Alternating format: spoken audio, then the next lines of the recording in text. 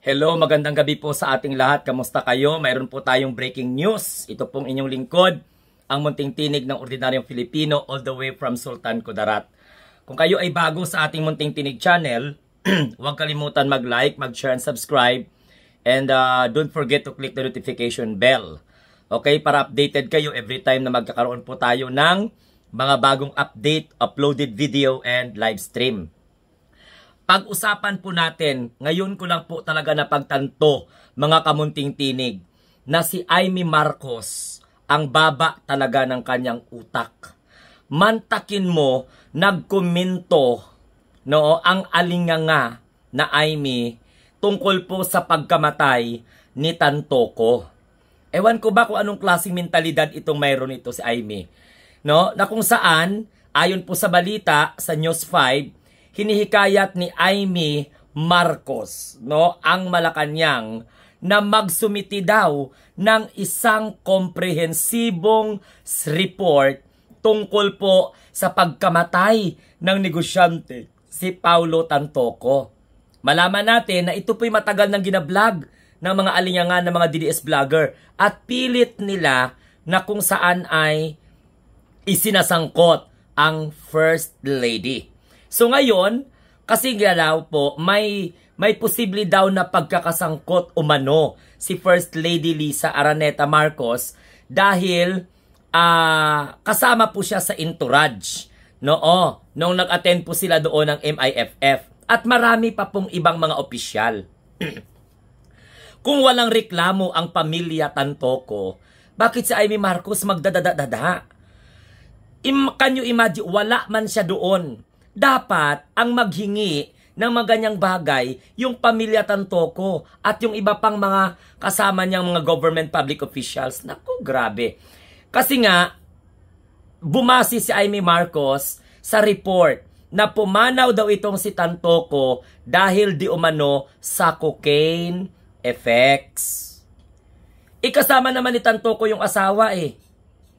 'Di ba? Tapos may mga kumakalat na ulat na kung saan ay bahagi umano si Tantoco ng entourage ng First Lady nung pumunta po sila sa Amerika o particularly sa Los Angeles dahil may posible daw kinalaman ang First Lady. Anong kinalaman ni First Lady kung nagtungga ng droga yung namatay? Andyan yung asawa ni Tantoco, andyan yung mga kasamahan nila. Bakit talaga kailangan talaga i-single out si First Lady? Makontrol ba ni First Lady? Unang-una, bilyonaryo yan. Pangalawa, may utak na yan. Matanda na yan. Diyos ko, nakakabuisit. Nakaka-high blood na babae ito. Humingi rin daw ng clarification itong si Imee, sa kinaroroonan ng First Lady nung nangyari ang insidente. At official record tulad ng medical examiner report para mabulaanan ang mga ulat. Gaga ka ba? Bakit sa Malacanang mo hingiin? Sus, Ginoo ko, patawara Santissima Trinidad. Bakit sa Malacanang kahihingi ng ganyang mga medical examiner report? Doon ka sa pamilya hihingi kung pinadoktor nila yan. Yung official record at medical examiner report, doon mo yan hihingiin sa sino ang may hawak. Hindi po ang palasyo. Ay, di po tanga pagka-mentalidad, oo. Anong kinalaman ni First Lady dyan? Kung halimbawa nagkukukain ito si Tantoco, bawat oras kasama ito ni First Lady, may asawa yung tao. Ay nako, my God, patawara Santissima. Ang dami talagang mga alinyangan na mga naniniwala nito kay Imee. Ewan ko kung saan niya napulot yung mga mentalidad. Ito yung statement niya, official statement ng opisina ni Imee. Sabi niya dito, in recent day daw, reports have circulated online and in a various public for that all or untimely death of Mr. Tantoco. Okay, March 8 pa ito, 2025 nangyari sa Los Angeles, was caused daw po ng cocaine effects. Kaya hinihingi niya sa Malacanang dahil kasama si Tantoco kuno sa first entourage si First Lady, doon sila hihingi. Ay, kagago. Tapos, some report further suggest that Tantoco daw was apparently part of the entourage of the First Lady Araneta Marcos who was in Los Angeles of that time promote the Manila International Film Festival.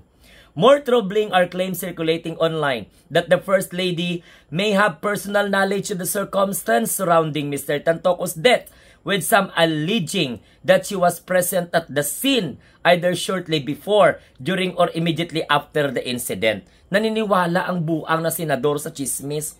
Given the gravity of these allegations and matters undeniable, public interest, I urge Malacanang to issue a comprehensive report on the circumstance of Mr. Tantoco's death. O ngayon, kung halimbawa, hindi ibigay ng Malacanang, anong gagawin mo? Bombahan mo ang Malacanang? Kung halimbawa, hindi ka bigyan ng ganyang klaseng report, anong gagawin mo? Kakasuhan mo ang palasyo? Bakit hindi mo hingiin ang examiner report, ang medical sa ospital, ang examiner report sa mga pulis doon sa Los Angeles? Bakit hingiin mo ang palasyo? Sa pamilya, sa asawa ka maghingi. Alam mo, nakaka-high blood talaga yung ganyang klaseng mentalidad. Grabe. Gusto nyo lang i-implicate si First Lady Liza Araneta Marcos dahil hindi naman po talaga yan sa Malacanang hihingi. Bakit Malacanang ang magpapaliwanag? Given, example, kasama ni First Lady si Tantoco. Sa lahat ng oras, kasama ni First Lady si Tantoco. Kung nag-drugs man, itong namatay na ito, inutusan ba ito ni First Lady? So, ibig sabihin, pati si First Lady, pinag-iisipan ninyo na nagpapat session sila doon sa ibang lugar, ka-ekstrikto ang lugar ng Los Angeles? Hay nako. Kaya nga mga kamunting tinig, sa lahat po ng mga sumusuporta sa ating channel na ito, kung hindi tayo mag-isip ng matino, madala tayo sa kagagahan ni Amy.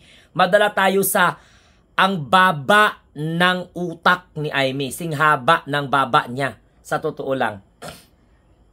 Bakit sa palasyo ka maghikayat? Ang hinihingi mo, mga tawag nito, official record, medical examiner, report. Hawak ng Malacanang yan? Bakit hindi mo hingiin diretsyo sa pamilya? Bakit Malacanang ang ipapasumiti mo? Ay, naku, grabe naman. Alam mo, sa totoo lang, no, bakit Amy, ganyan ang mentalidad mo?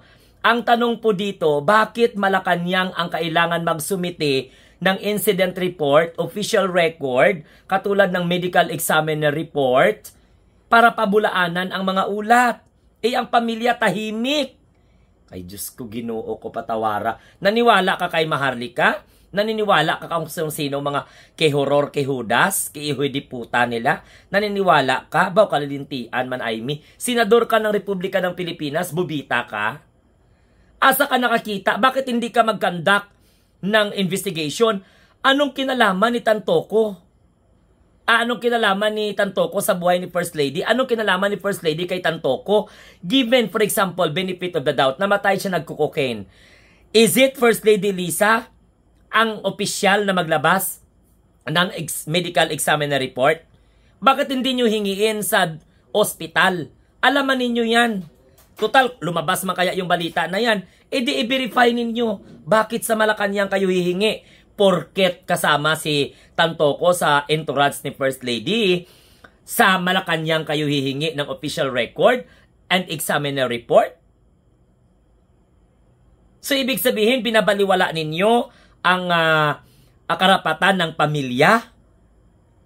Bakit hindi kayo mag-imbestiga sa pamilya? Mayroon pa tayong balita na kasama naman ni Tantoco yung asawa niya. Bakit hindi nyo hingiin sa asawa ni Tantoco yung official record at saka yung medical examiner report kung mayroon man? Tapos gusto ninyo, what we call this, kunin pa. Yung tawag nito, record na kasama si Tantoco sa First Lady's entourage. Ay, grabe talaga. Hindi ko talaga maiintindihan. Ang baba ng utak ni Amy. Ang baba ni Amy mag-isip. Akala ko tapos na yung eleksyon, matapos na yung kaipalan niya.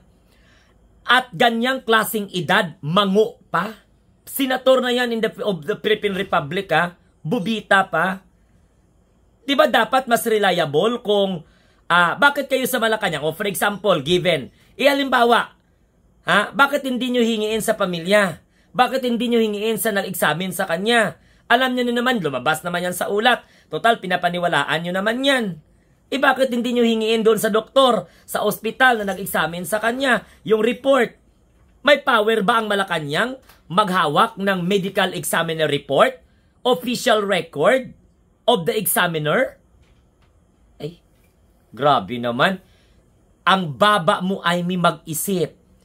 Sa dinami-dami pa talaga, Malacanang pa talaga ang hingian mo ng report dahil lamang po sa balita na kasama ni First Lady, si what we call this, si Tantoko?